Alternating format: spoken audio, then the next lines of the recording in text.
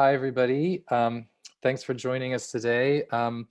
Again, I think that those of us who are used to participating in accepted students days are feeling a little melancholy about how fun it usually is to get to see you all on campus. And so we know that this is no substitute for that experience, but we do want to get you as much information as we can and to help you get ready to make the decision that's in front of you.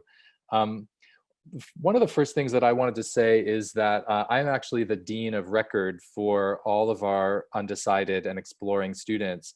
And I really wanted to emphasize that that's one of my favorite parts of my job. I love working with students who are still in that really interesting phase when they're thinking about what choices they want to make. Maybe they are pretty sure they know what they want to do, but aren't ready to commit yet. Often students are thinking about 2 or 3 different ideas and trying to choose among those different ideas. Sometimes students have no idea what they want to study in college. And I think that all of those options are really a really fun place to start from in this exploration. And one of the things that I want to do in this presentation is talk you through some of the ways in which what happens in the first semester and in the first year at Roger Williams is actually there to support students as they explore their options, as they think about what they want to do longer term, and as they get ready to make that choice, usually in the 3rd semester or beginning of the sophomore year. But before I move on to that, I just want to emphasize that I think that being undecided when you start college is often stressful because students often have the impression that they're late or that it's something negative, that it means that they're behind the game or that they don't have the information to go on. And I think it's really the opposite. I think that a student who's starting college with all or her or his options in front of them, those students are basically saying that they need more information before they make a big decision. And I think that when you put it that way, it sounds quite wise to take in the maximum amount of information, be well informed, and then make a decision based on that information. So I first of all just want to say that I think, let's let all that stress go, because starting college with your mind open and open to the opportunities is perhaps the very best way to do it. And so let me just share my screen so that we can get looking at my slides. So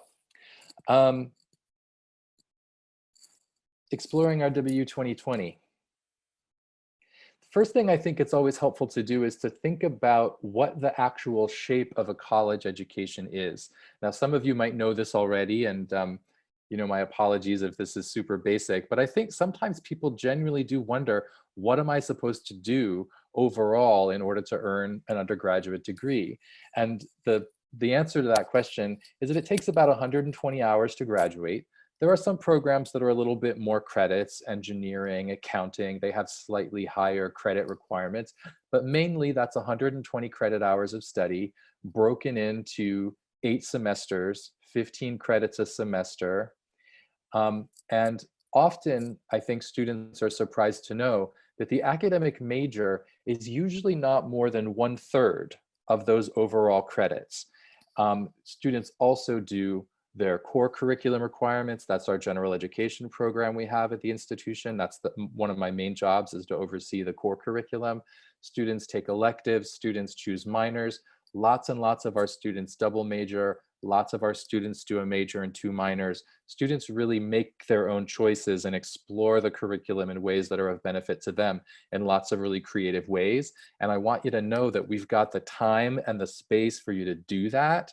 And if you understand that only 1/3 of the 120 credits are going to be going toward an academic major, I think that helps you to understand that you really do have time, especially in that first year, to look around, take some courses, experiment, test some hypotheses, ask questions, get to know faculty, get to know other students, and move from there. So all of the options, are going to be before you, and there's time to explore. There's only a handful of majors at the university that don't easily fit within, like I said, about 1/3 of the 120 hours, and most of those requirements you can start after having tried out some other stuff in the initial phase. Next slide. We know that for a lot of folks coming to college now, and I think that this is especially true in times of economic trouble. My whole career has basically been, I started at Roger Williams in 2008. And so we remember the kind of huge impact that that financial crisis had on a lot of families. We know from a historical perspective that since that time, families sending students to college have been really preoccupied with questions of return on investment, right? What are we going to get out of the investment that we make in a college education? And mainly what people think about is improved employment opportunities, right? That if you get a good college degree, you're going to get better jobs and be better compensated for your work and have more opportunities going forward. That's solidly true, right? That's solidly true. And if folks want to know with respect to, a college education, what's the best choice I can make in order to get good jobs and improve my lifetime earning opportunities, the main answer to that question is get a college degree, right? That getting a college degree is the number one, boost in those long-term opportunities. But within that, the question of the major is often posed as if there are really clear answers, like which majors get you a good job, which majors are going to make you a lot of money, which majors are going to get you stability and security. And one of the things I think that's really clear now is that we have to remember that the world is always changing, right? So in the past, we have, my colleagues and I have given presentations like this where we've wanted to emphasize that a lot of the jobs that young people today are going to have throughout their lives don't exist yet. And the trend line for how many different jobs and sometimes how many different careers students are going to have over the course of their lives is going up, right? So, my grandparents had one job for their whole lives, and my dad has had one career for his whole life. But we know that young people today are probably going to change jobs and even change careers more often. What that means is that we need to be thinking about what skills are you cultivating, right? What abilities are you bringing to college and developing so that you take them away from college with you, ready to do different kinds of work and to tackle different types of challenges in life. And since, there's no sense denying that we're in these difficult circumstances now with a global pandemic and a financial crisis accompanying it, I think there's never been a better time to acknowledge that your ability to cultivate skills that you can address to opportunities and challenges that exist in the world and to rise to the occasion of what the world confronts us with is an excellent way to think about how you're going to approach that question of return on investment for a college education. So the slides that I have here are slides that are they seem to me a little bit out of date all of a sudden. A few months ago they didn't, but now they seem to me a little bit out of date because they're slides that help us to think about the question, if we want to prepare ourselves for the world of work after college, what do employers want? What are the kinds of things that employers are looking for? And we have organizations that create conversations between colleges and universities and the world of employers, national and international associations of employers who can actually give us information about this. They could tell us what they want. What they tell us they want is for students to be career ready. And they tell us that career readiness looks like exactly the skills that I was just emphasizing, the ability to do some stuff, right? To accomplish some things. And to be broadly prepared. That's the piece of it that I always want to emphasize. The 21st century economy is not much interested in people who are only good at doing one thing or who want to learn everything at the beginning and then never learn again. The 21st century economy is already clearly wanting people who are prepared to learn and keep learning and keep picking up and developing new skills as they go along, as new opportunities present themselves and new challenges present themselves. And so the slides that that follow actually name the names of the skills that employers have told us that they really want. The thing I always like to emphasize about these skills is that they're basically the skills that you're going to learn at a liberal arts institution with professional programs, no matter what you pick, which means that basically the choice of major is about cultivating the kind of person that you want to be, thinking about the kind of work that you want to do. And no matter what you choose, you're going to be developing the core sets of necessary, valuable, adaptable, transferable skills that we know employers really care about. Because when we ask these employers what it is that they most want to see from college graduates, they tell us things like critical thinking and problem solving. They want leaders, people who can think, right? People who can make up their own minds, people who can see problems, people who can see past what everybody else is looking at, people who can think outside the box. I don't like that expression because I never know what the box is, but you get where I'm going with this, right? They want people who can be creative and problem-solving thinkers. They want communicators, people who can speak to others, people who can give presentations, people who can write well. They want people who can work on teams and in collaboration with other people. And they want people who understand digital technology. Now more than ever, I think you can tell who was good already at digital technology and who had to get good at it fast has become really clear as we've had to move so much of our activity online, right? They want leadership. That means the ability not only to work in one's own interest, but to work with others and to help others reach their own goals and to develop themselves. A strong work ethic, to be independently motivated is important to them. And then the final two things are always the ones that I like to emphasize. And this one on career management, it seems to me is the most crucial one. And again, given the world that we're living in right now, given the circumstances that we find ourselves in, this one seems to me more crucial than ever. Career management is your ability to understand what are your skills, what do you bring, what do you offer, what are you capable of? But it's also your ability to identify areas where you haven't developed your skills as much as you might like. Or it's your ability to say, there's a new opportunity out there, there's a new career track or a new job, and I think I could be really amazing at that. And I think that would be very meaningful to me. I think I would really enjoy that work. I think that work is important. I think that would be a good use of my time, a good path for me to take in my life. But in order to go that way, I need to work on skill A, skill B, and brush up on skill C, which I haven't thought about since my freshman year of college or something like that, right? Career management is being the one who's in charge of your own skills development and of the match between what you're able to do and what kinds of work and career opportunities are out there. And I may as well say as well, not only work and career opportunities, but opportunities for activism, for service, for any of the kinds of things that you might choose to do in your life that would be meaningful to you and that would contribute to society.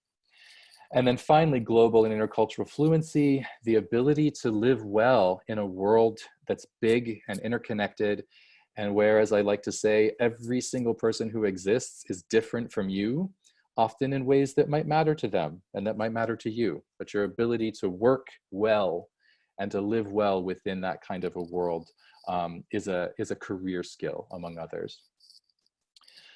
Your major will only be about a third of your time, as I mentioned. Another third is going to be general education. That's our core curriculum.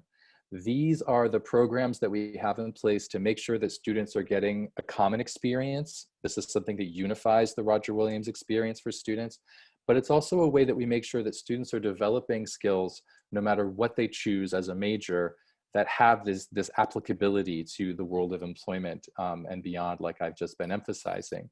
So I don't want to go through all the details of the core curriculum because there's plenty of time for that later, but just to emphasize the pieces of it that are there on the ground in the early days of a student's time at Roger Williams to help them explore the options, to explore their strengths, to explore their tastes, what they like to do, what they're interested in, to inform them as they go toward making a decision.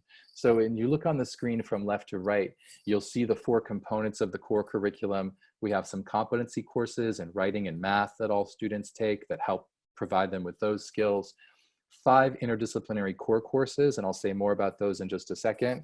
A core concentration, which I'll mention briefly as well, and a senior seminar. That's something that students take usually at the end of their junior year, their senior year. So we'll leave that alone for now. These core classes are a really interesting part of how students are educated at Roger Williams. Interdisciplinary courses, they bring together content and methods from different areas. This is not a program in which we've made lists of books that everybody has to read or lists of facts that everybody has to know, but instead we want to expose students to the different approaches to learning that exist in the liberal arts, from the sciences, the social sciences, the humanities, and the arts, to help students develop themselves in a well-rounded way, but also to make those connections and to understand how things fit together so that they can, they can pursue their studies in the most balanced and broad way. As I mentioned, right? Career management is, or career readiness is being broadly prepared with a whole bunch of different skills. So in these courses, for instance, students are going to be studying literature and philosophy and psychology and sociology and art and music and biology, not because we think there's some kind of content there that everybody has to know, but instead we think of all of those areas of study as ways of understanding the world that we think students are going to benefit from understanding. And we know from experience that it's often these courses that most inspire students to make the connections that help them toward their major choice, not only because they're exposed to all these different ways of studying things, but also because it also helps them meet other students. These courses are always a hodgepodge of students from different backgrounds, different majors, different interests, and students get to talk to each other and start to be influenced by each other's ideas and passion for what they're interested in. So that's going to be an important part of a student's first year courses. We let students make their own choices with these courses. They can take them in any order. We don't want students taking too many of them at a time because we want to kind of get a nice mix in there in a first semester, in a first year, where students feel like they're exploring, they're learning, they're understanding things, but they're not feeling rushed toward the major choice. One of those courses is going to be designated as a special first year seminar course. Now it's the same one of these courses. This is not additional on top of these courses, but every fall we run some of these courses as a R GER seminar. And students are therefore placed in sections with only other first year students where the faculty have been trained to put special emphasis on the kinds of skills that students need in order to have a successful transition to college. There are things that we know that students are usually not as good at yet when they come to their first semester, but that they're going to need to get better at pretty quickly to be successful in college in all of their courses. And we're talking about things like time management. We're talking about things like information literacy. How do we judge whether or not we're getting the best and most useful information, the most trustworthy information for doing our work? And also things like working in teams, expressing ourselves and communicating clearly, and also thinking about how we learn, right? We call it metacognition in the education business. Understanding how we learn best, what's necessary for us to learn, what's necessary for us to flourish and thrive in college, not only in the R GER seminar, but in all of our classes. And we also give some time in this course to help students understand the history and the location of where we are in the world, because our campus in Bristol, Rhode Island, is in a really special place. Rhode Island in the 17th century, when it was founded by Roger Williams, was founded as the freest place in the world. So we have an important tradition of mutual understanding, freedom of thought, freedom of religion, freedom of belief, freedom of expression, that we want students to connect to and to understand that that legacy can be an important part of how we can live successfully in a complicated world today. So all of those things are happening in one of those courses that will be a part of a student's first semester, and it's going to give you a kind of home base to operate from as you explore all your different options. The rest of the time in a first semester and a first year is really going to be an emphasis on that exploration. So I mentioned that students who come to the university without a declared major are going to start off at orientation talking to me as the dean of that group of students. And when we head toward the part of orientation where we choose our classes, the thing that I'm always trying to emphasize with those students is we want to put together a semester for you that includes some of the required courses that I've just been talking about. We're going to want you to start studying developing your writing skills by taking one of those writing courses. You're going to be in a R GER seminar. You're going to be maybe in one other core course. I forgot to mention the core concentration is a piece of our general education curriculum that is sort of a general education minor that is required for students to take something outside their major interest in the liberal arts. Many students build that core concentration up into a minor by adding another course or extend it into a second major. So we've built into our curriculum not just the opportunity, but the requirement to specialize in at least 2 things up to that level. And I find that that's one of the things that students get really excited about, because it allows them to work on complementary things, like a student who's interested in elementary education, also studying American Sign Language because they fit so well together. Sometimes you see students go toward a major that makes sense for them in terms of their career ambition, like a student who hopes to become an accountant, majoring in accounting. But that same student has always really loved dance and has always danced and thought that as just a crucial part of life.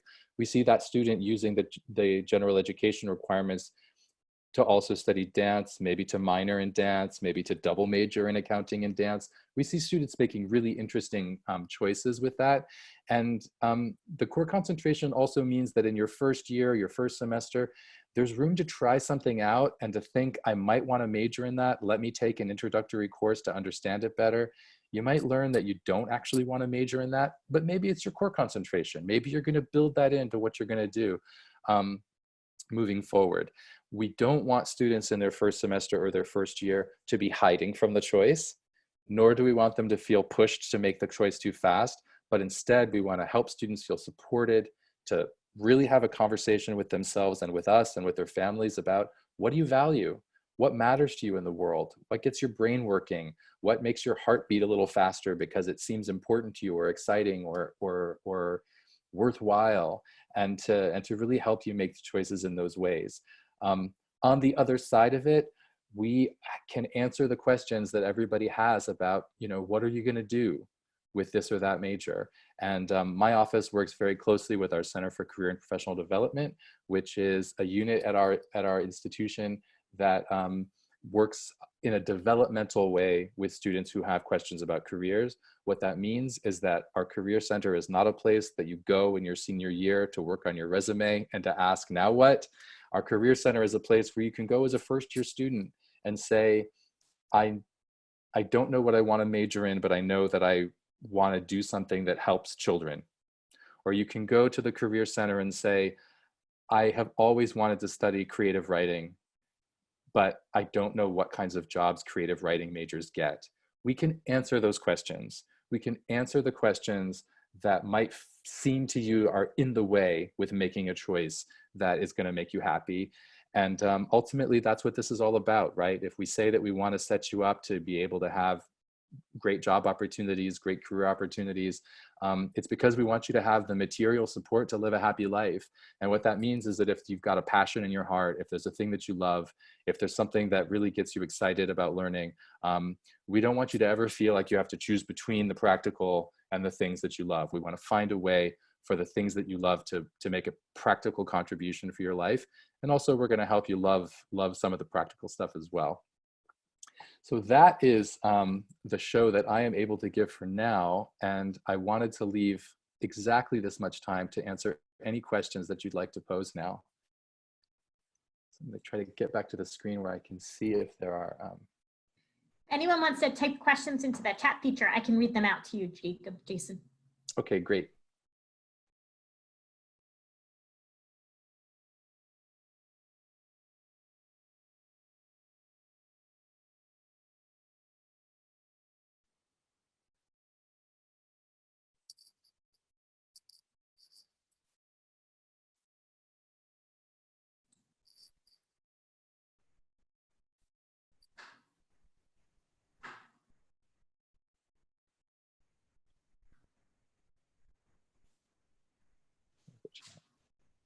What might be helpful maybe is if we share a little bit about some stories you might have of students who come in undecided and sort of their path to choosing a major and how they get there.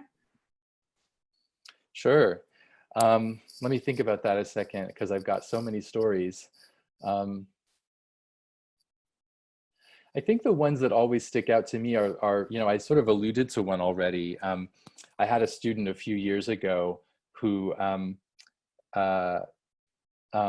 came in really lost and really upset, so upset that she actually thought that she might not want to finish her freshman year because she was so overwhelmed with this sort of feeling that if she couldn't make up her mind, um, um, what was the point? And one day in my office, I just, she was an advisee of mine, and I had to kind of talk to her long enough to let her finally just admit that the problem was is that it's not that she didn't know what to major in. She knew exactly what she wanted to major in, and that was creative writing. But she was just so intimidated by the prospect of going home and telling her parents that that's what she wanted to do, because that was the kind of thing that people made jokes about in the home that she grew up in. She was, from that. I mean, and frankly, I was too, right? I was an English major in college, a literature major, and I came from the kind of family where that was not seen as a very wise choice.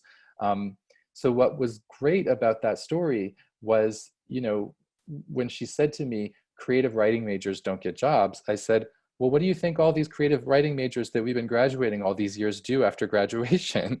So, you can find that out if you go to this Center for Career and Professional Development and ask them, what are the kinds of jobs that our own Roger Williams University creative writing majors have been getting? But then also show them that, ask them to show you the national data for what majors in the humanities, majors in writing, what kinds of jobs people get. She was so astonished after visiting the Center for Career and Professional Development, not only that she was able to go home with really good statistics about the kinds of jobs that creative writing majors from our own institution get, but also by the fact that humanities majors, humanities majors after the initial year or two after graduation, tend to have a little bit of a harder time finding the initial employment and tend to not make quite as much money at the beginning, but 20 years later are often out earning many majors that people associate with being more practical choices. And so that was one of the stories that I always love to tell, because I think it really well illustrates this principle I'm always trying to bring home, which is that it shouldn't be a choice between the practical and the passion. It should be a way to bring those two things together. And in that case, that student was, she got a great job in publishing after college, and she's really happy because she was able to go toward the thing that she really loved and gain useful employment afterward. And now I see we have some questions. What happens if you cannot pick a major by the end of your freshman year? We have a requirement that students choose their major by the end of their third semester, which is halfway through the sophomore year. We really want to see students making a major commitment by then, because if it's later than that, it gets a little bit harder to finish everything up within those 4 years. But it's not that it always happens, right? We do have students who take a little bit longer than that to figure it out. Sometimes those students need to take some summer classes to catch up with things, sometimes not. It really, there's really no reason to panic about running out of time, because mostly people don't run out of time, and we do give you plenty of time to do it. There was one more thing I was going to say about that with by the end of the freshman year. Oh, I also wanted to say, it's a little known fact perhaps, but the national average for how many times the percentage of college students who change their major is 75. So there are students who are coming with a major declared who are not going to finish in that major. And so some of them are they're declared on paper, but they're undeclared in their hearts, and they will change. And you know what? There's time. The major is only a third of your credits. So there is time to change, and there's time to make up your mind. And every now and again, you see somebody who takes way too long and it gets difficult, but it's pretty rare, because mostly you're going to be so supported and you're going to be so excited by the classes you're taking, and you're going to learn so much from your friends that you're going to meet, and the other students that you're going to see. You're going to be so inspired by their example that you're going to probably be pretty excited to make a major declaration by the end of your first year, or after that first semester of your sophomore year. It's going to be fine. Next question up is, do undecided students get assigned advisors to guide their choice process? Every student at Roger Williams from the very first day is assigned to a faculty advisor. Everybody has a faculty advisor. Usually it's somebody in the major or the major area. Students who are undecided or undeclared are assigned to faculty, usually in the humanities and arts, where the numbers of majors are slightly lower. And who are therefore really experienced with working with undeclared students. I used to be a French professor at Roger Williams, and we didn't have that many French majors. that meant that the majority of my advisees were always undeclared students. And that was part of how I knew that that was going to be something I loved to do, is work with those students. And I got a lot of experience helping students navigate their choices. In addition to that, we also have professional advisors in our Center for Student Academic Success. And so students who are undeclared get both a faculty advisor and appointments with the professional advisor, who are able to bring extra tools and resources to advising undeclared students and connect them with the Center for Career and Professional Development, et cetera. So we really build in a lot of support, both from faculty and from staff advisors and my office, to make sure students are getting what they need to help guide their process. So thanks to Alice for that question, and thanks to Connor for the question before. The next one up I'm seeing from Kira is, if you decide on a major before the first semester begins, are you able to switch it prior to starting? Absolutely. Sometimes, usually every year in June at orientation, when I'm working with the undeclared students, I divide them up into those groups I mentioned. The group where I think I know what I want to major in, but I'm not quite ready to commit. I'm trying to decide between 2 or 3 options, or I don't know at all what I want to do. Usually there's at least 1 or 2 students in there that say, I actually do know what I want to major in. I just didn't sign up for it yet. And usually we have to kind of call admissions and talk about it, because some of our majors do have specific requirements for admission, but we have students who pick a major on their registration day at orientation. And we have students who pick by the end of the summer. It's never too early to make a decision. If you feel like you're ready to make that decision, we're not going to stop you. So we really just want you to feel like you've got the time and the support to make the decision. And our ears are wide open for you to tell us what you know, what you think, and what you're ready to decide. So thanks for that question, Kira. Another one from Alice. What is the process if someone decides to switch majors sophomore year or after? We have, since there's going to be that conversation with the faculty advisor, it's a matter of saying, I've changed my mind. I've had a change of heart. We would need to look and see, where things stand with that transfer. It really is going to depend, I mean, it does happen often actually that students will work on that core concentration requirement, which is 5 classes outside the major. And they'll start it thinking, well, this is going to be my secondary thing. And then they fall in love and they decide to switch from the major they had originally declared to the thing that was going to be their core concentration is now going to be a new major. That's quite undramatic, because the student will have been making progress in that area of study anyway. But it doesn't always happen that way either. Sometimes students just have a total change of heart and they need to start from scratch.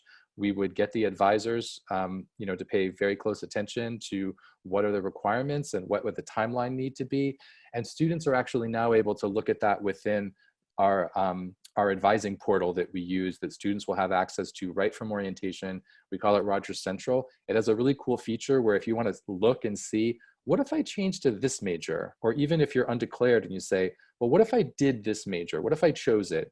What would I need to do, and in what order, and how would this kind of play out over the rest of my time at Roger Williams? And it will show you all that right there. That's something you could go into your advisor's office or to a staff advisor's office or my office and look at. And it's a pretty good tool because it actually shows in a very concrete way what would be required to move into a new major. And then there's a little bit of an administrative process, but all that stuff is pretty easy. It's important to know that unlike at many colleges and universities where you're accepted into one program at the university, and if you were to change out of it, your status at the university would become confusing. At Roger Williams, if we welcome you in, whether with a major or still deciding, if we let you in, we keep you. We're glad to have you. If you're going to change majors, your status is never in doubt. We've got a place for you, and we're going to give you the support that you need to find the major that's right for you. Even if you decide, even if you change your mind, we're going to provide you with the support to go through that whole process. Thanks for that question, Alice. Here's another one from Kira. If you decide on a major, nope, that's the one I read. Julia asked, what happens if you want to double major, but you don't know what your second major would be? For example, if someone wants to major in dance and something else, but they do not know what that something else is. I think it's the same thing. If I met you at orientation and you said, I know that dance is going to be one of my things, but I also want to do something else. I would say, great, let's get you taking dance classes right from the beginning. Let's get you talking to the dance faculty about what the opportunities are. Um, Let me send you to the Center for Career and Professional Development, where you could ask, if dance majors double major, what do they double major in? What other options? What things have students tended to put together? You could also ask that question again to the dance faculty. You could meet some of the dance students and ask what their other interests are. And I would want you to start exploring those things. So if you said to me, I don't know, I think working in arts administration seems kind of interesting. Maybe management is something I could be interested in. I'd say dance and management makes a lot of sense. Why don't you take the intro to management class and learn whether that actually seems to be a good fit for you. One way or the other, I think the only way you're going to know if something is a good fit for you is to try it out. And that's why I said we never want students to hide from the decisions. Sometimes you do meet students who are so scared, they don't know what they're going to do. They say, okay, I'm only going to take required classes, and I'm not going to try anything that unless I'm really sure that's the direction I'm going to go in.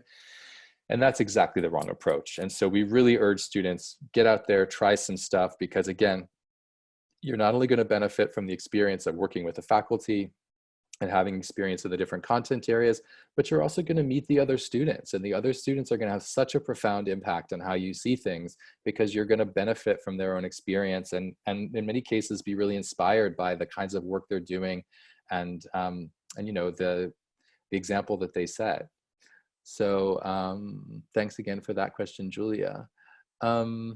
Alice asked again, how do you pick classes as a freshman? Are students given guidance to find internships before the end of their 4 years?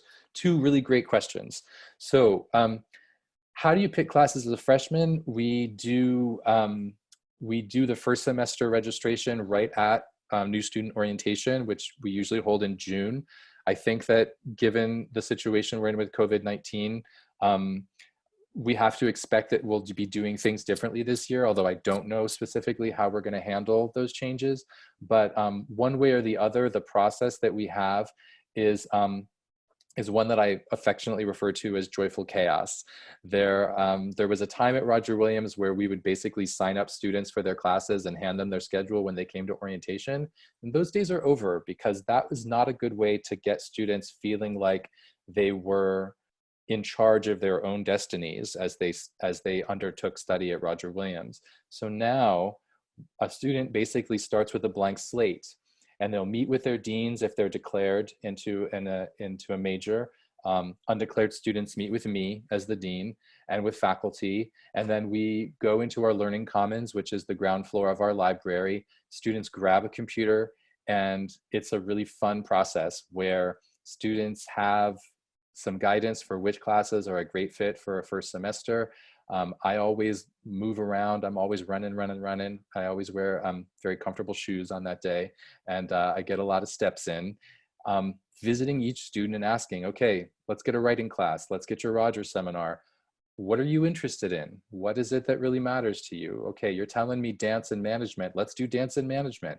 We want student by student to build a first semester that feels like it's gonna, you know, we want a semester that you can't wait to come back in August to start, right? We want you to have a first semester that feels like it is setting you up for a really exciting, engaging first semester. And so we're gonna take the time to do that. And one of the things that's fun about starting with a blank slate and really getting to have conversations between faculty who are there working with us, between me and my colleagues and the students, is that the students can start to tell us stuff. You know, I can think of examples, for instance, where a student put a whole schedule together and seemed a little glum at the end. And I remember this one student, you know, she had a great looking schedule. You know, she was doing all the right things, but she seemed sad about it. And I kind of finally got it out of her that she really wanted to study Chinese. She had always had it in her head that when she came to college, she was going to study Chinese. And she had gotten the impression that there wasn't time for it. And so that gave me the opportunity to say, wait a minute, if you want to study Chinese, you should be studying Chinese right from the beginning. Go back to the computer. Let's start again. Let's move some stuff around and find that. And she was so happy when she walked out the door. And I think she graduated last year as a double major in architecture and Chinese, because that's what she knew she wanted to do right from the beginning. And our process of starting with that blank slate gave her the space and the time to finally tell somebody that's what she was really passionate about. So we were able to put together a first year that really spoke to all of the things that she was excited about. So the other advantage of doing it that way for the first semester is that students learn all the skills to do their first semester that they're going to need to do their second semester. They use the same technology, the same techniques, and they're in conversation with faculty. And so what that means is that by the time we're done with orientation, students not only have their first semester schedule, they have the ability and the skills to put together their subsequent schedules in consultation with their advisors, with the deans, with people like me, etc. And then the next question was, are students given guidance to find internships before the end of their 4 years? I'll mention again, my colleagues in the Center for Career and Professional Development have activities throughout the year where we bring employers and different community partners onto campus. When students are in that space right away from the first year, milling around, looking at the different tables set up with employers, they will often find, because we encourage these folks to put this out there, a little sign that says first year friendly. And what that means is that students are able to go and set up those internship opportunities right from the beginning.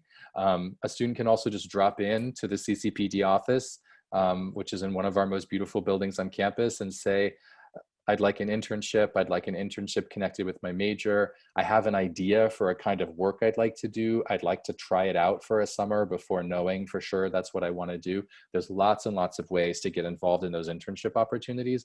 And I think that it's a really helpful thing for students who are considering different options or who are having a hard time coming to a decision about a major, that they are able to talk to people and to start to have some of those work experiences, because they can really go a long way toward helping students, make up their minds about what's going to be the best choice, either positive or negative, right? Because I have known students who were very sure that they were going to major in X, and then they did an internship over the summer and said, that is not what I would like to do with the rest of my life. And that meant that we had plenty of time to go in a new direction and to do something that really did make sense for the student.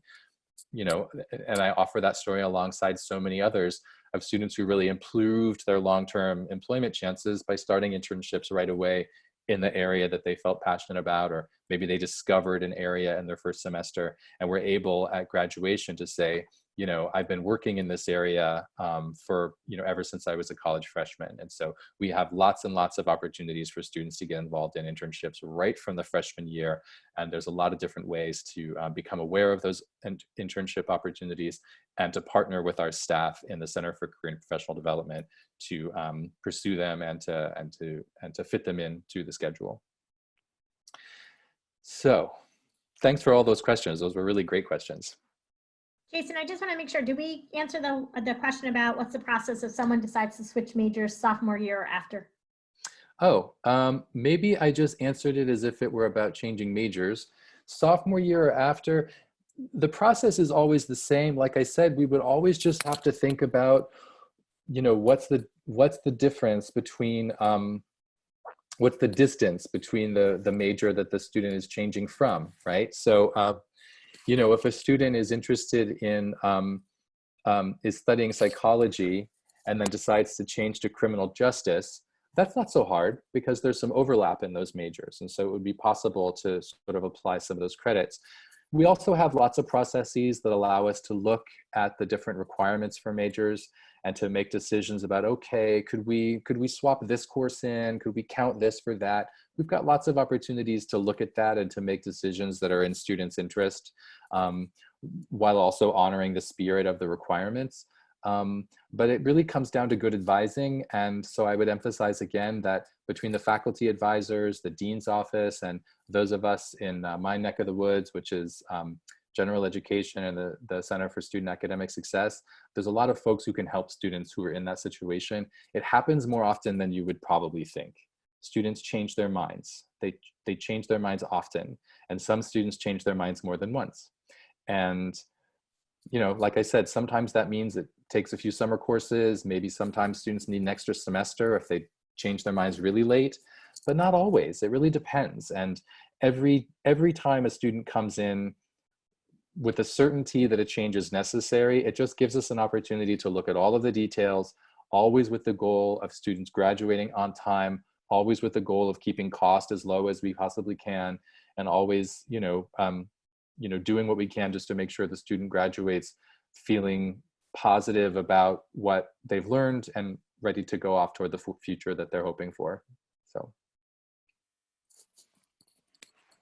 other questions in the chat box?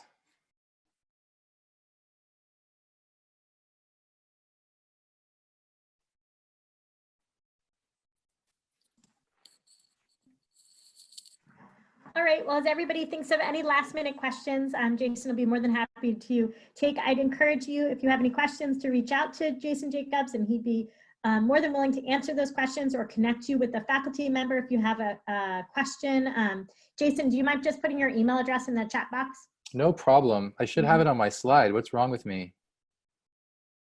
I'll fix my slide so next time I've got it on there, but here it's coming in the chat box. jjacobs@rwu.edu. I'd be so happy to talk to any of you who've got questions, or if you've got an idea that you want to run by me. We've got lots of opportunities for this kind of video chat if anybody wants to even set up something like that over the summer or in the weeks that remain for your decision. Any time is a great time. And like I said, this is one of my favorite parts of my job. I think that talking to students and, the reward of seeing a student choose a major or a double major or whatever it is, and feeling really confident about it and always a little relieved, but also energized about the opportunities that are emerging. That's the best. So I love doing that work, and I would be grateful to, to have the chance to do any of that sort of stuff with you. Just let me know. Excellent. Thank you, Jason, so much. Thank you all of you for joining us today. I would encourage you to take advantage of all of our virtual sessions and to engage with our staff as much as you can and you want to. And we look forward to seeing you virtually again soon and hopefully having you all join us on campus at some point this summer. Thank you. Okay, thanks everybody.